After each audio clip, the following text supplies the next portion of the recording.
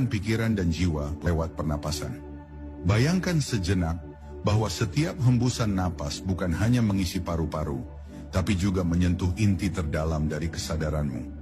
Disinilah keajaiban pernapasan sejati bekerja, ketika napas tidak lagi sekadar mekanisme biologis, melainkan jembatan antara pikiran dan jiwa.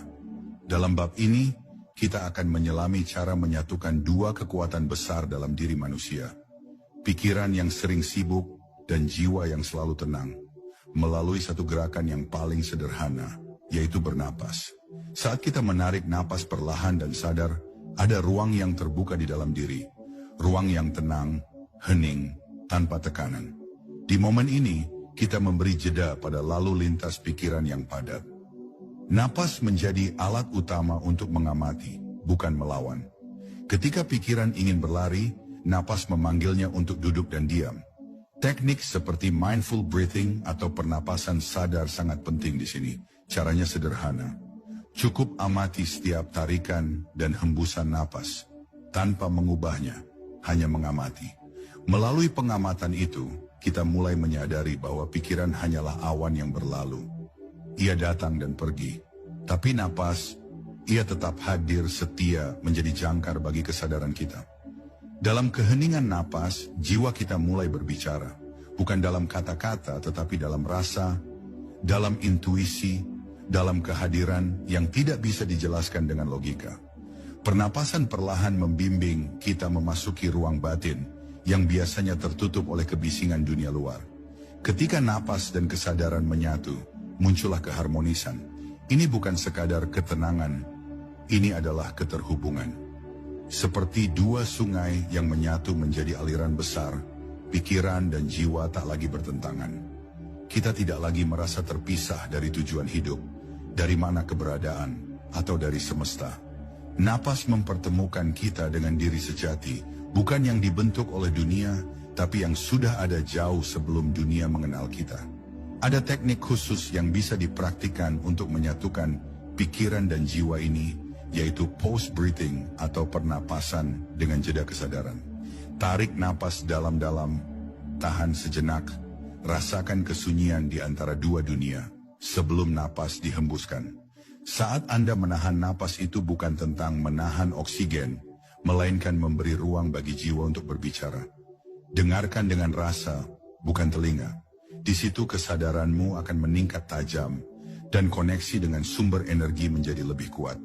Banyak orang mencari kedamaian di luar melalui tempat yang sunyi, suara alam, atau kata-kata motivasi. Tapi mereka sering lupa bahwa kedamaian sejati tinggal di dalam. Dan kuncinya adalah pernapasan yang sadar.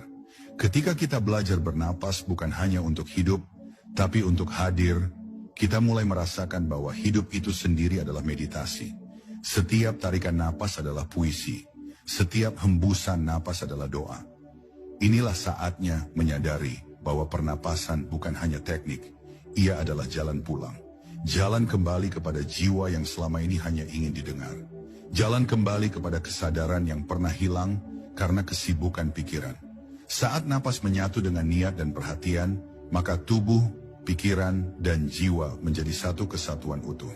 Dan di titik inilah Anda tidak hanya hidup, tetapi hadir sepenuhnya, utuh dan selaras dengan energi semesta.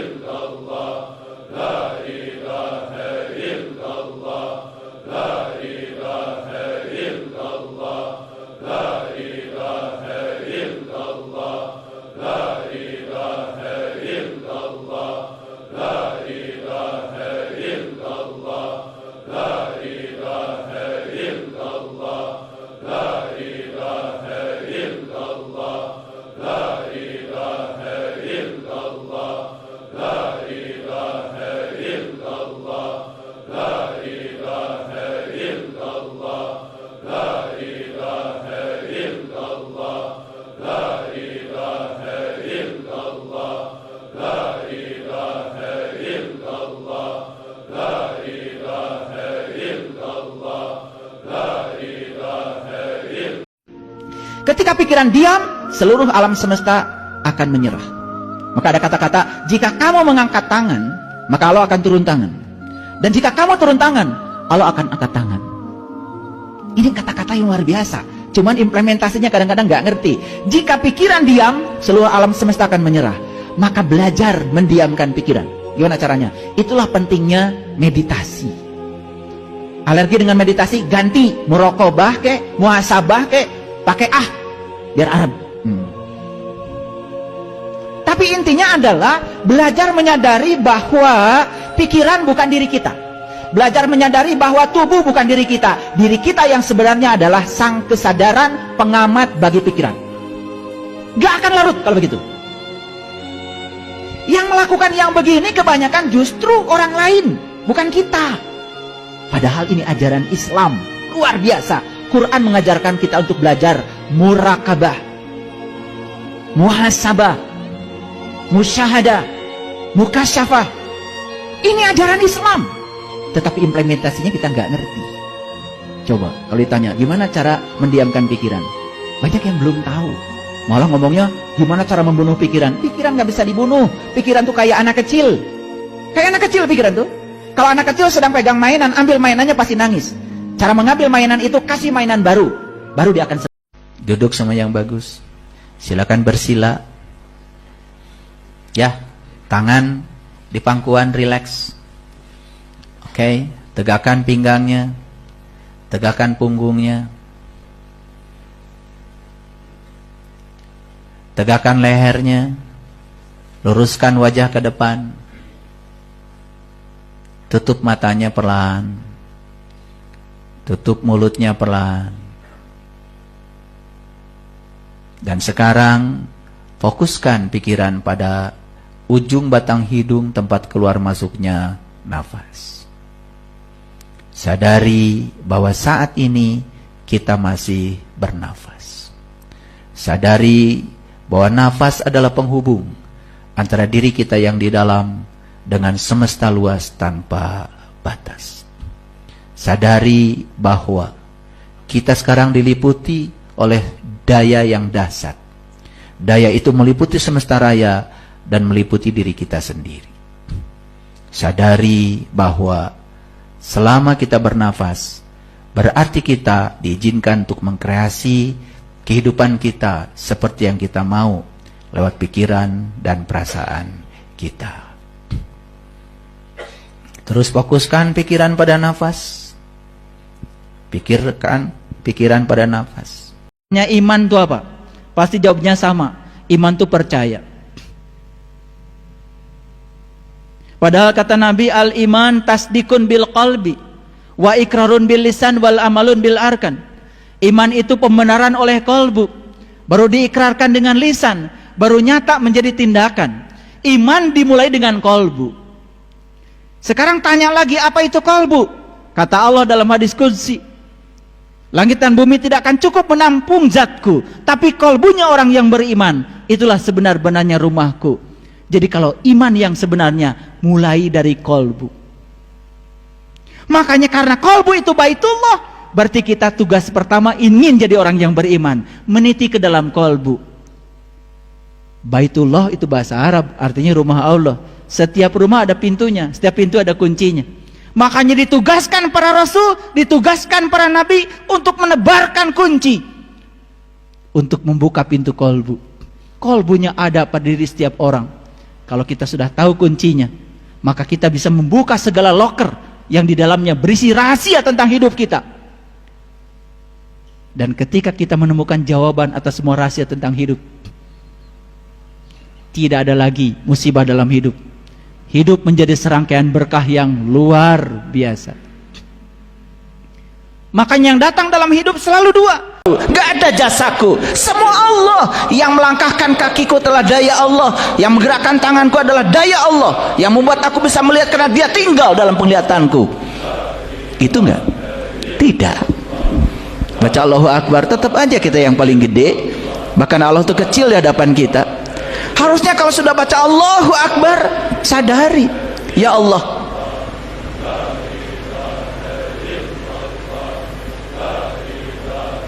tidak ada masalah bagiku karena aku punya Engkau yang maha besar.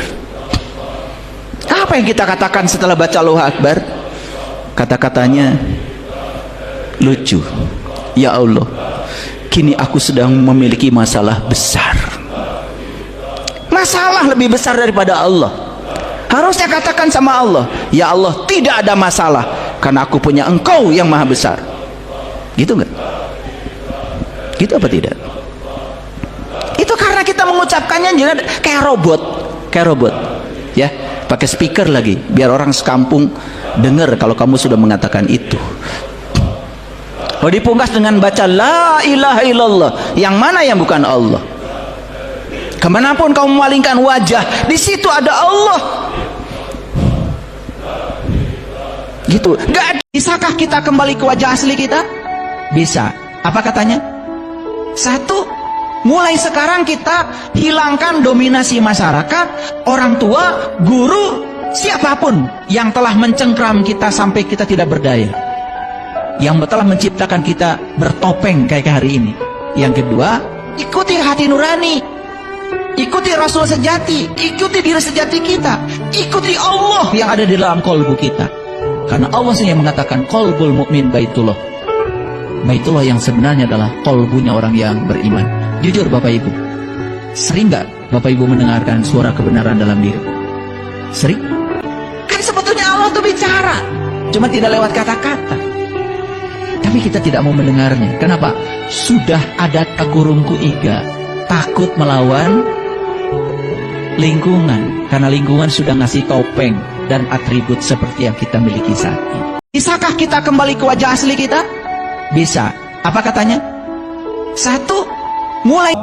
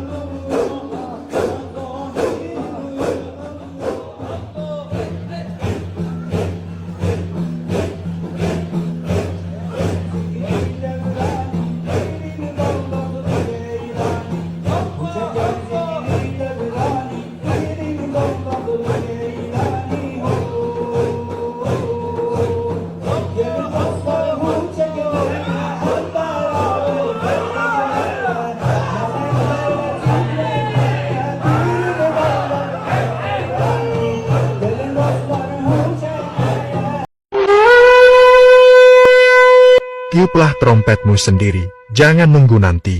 Tiupan pertama, baca kitab diri, kenali siapa yang hidup dalam dirimu itu. Tiupan kedua, semua yang bernyawa pasti merasakan mati. Mati sebelum mati, untuk bisa mengenal Allah, maka buanglah akuan dirimu yang masih merasa ada wujud diri. Tiupan ketiga, semua yang mati akan terbangun, kiamat dan hari kebangkitan.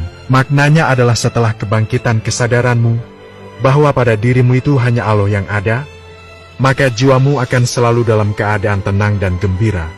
Sabda Nabi, semua manusia itu dalam keadaan tertidur, mereka akan bangun apabila dia telah mati. Maknanya adalah kebanyakan manusia tidak mengenal hakikat dirinya sendiri. Dan setelah mengenal siapa dirinya, maka hilanglah keakuannya, sehingga di dalam menjalani kehidupan tiada lagi mengeluh, putus asa, sombong, jumawa, takabur dan lain-lain. Di kedalaman sunyi yang paling hakiki, ketika dunia telah menepi dari hati, di sanubari yang terjaga oleh cahaya rahasia, mengalirlah satu lafaz agung, Hu, Allah, Hu. Dia yang maha gaib, yang tak terjangkau oleh akal, namun hadir dalam setiap helaan napas. Zikir ini bukan sekadar suara, ia adalah getaran jiwa yang meretas batas wujud. Hu adalah panggilan roh kepada asalnya, kehadiran mutlak yang tak bernama selain Allah. Lalu Allah bukan hanya nama, tapi keseluruhan makna dari segala yang ada dan tiada. Saat hati menembus Hu, ia dibuka menuju makrifat, mengenalnya tanpa perantara, mencintainya tanpa syarat. Zikir ini berawal dari lisan, lalu menetap di dada, kemudian mencair menjadi kesadaran suci.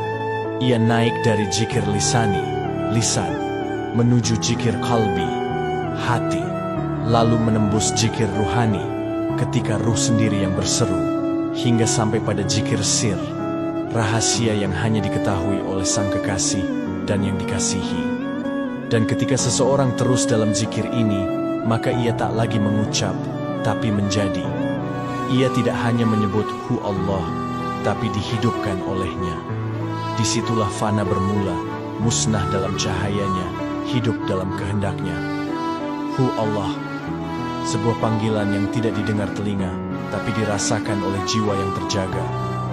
Karena dalam zikir itu, yang bicara bukan kita, tapi Allah lah yang sedang menyebut dirinya sendiri melalui kita. Di kedalaman sunyi yang paling hakiki, ketika dunia telah menepi dari hati, di sanubari yang terjaga oleh cahaya rahasia, mengalirlah satu lafaz agung, Hu, Allah, Hu.